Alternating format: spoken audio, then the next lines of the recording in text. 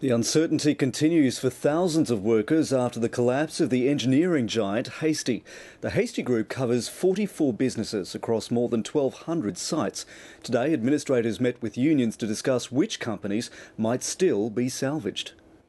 Finally, some good news for workers. At this site in Sydney, construction giant Grocon announced it'll keep its Hastie Group staff, complete with entitlements and back pay.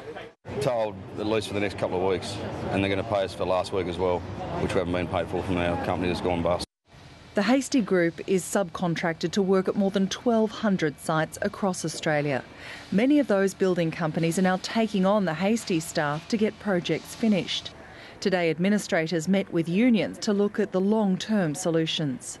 They're great companies with a great skilled workforce, and the problem here is that corporate malpractice, bad corporate governance has infected an otherwise totally viable group of companies. The union says 11 of the 44 companies have gone into receivership, but there's still a question mark over whether any of the 33 remaining businesses can be salvaged. That's left more than 2,500 workers in limbo. I'm confident that there's a prospect of some good news in the next 24 hours, whereby hundreds of workers will at least know where they stand and indeed have a reasonable prospect of ongoing work. But these are difficult and complex times. Hastie Group collapsed over a $20 million accounting irregularity, and there are now questions about whether the auditor, Deloitte, could be liable.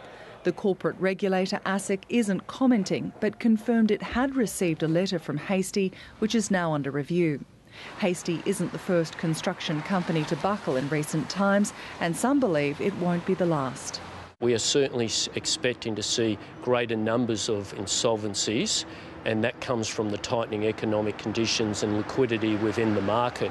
Building groups say construction companies are downsizing because of a slump in commercial building. They're calling on the federal government to step in. Letitia Lemke, ABC News, Sydney.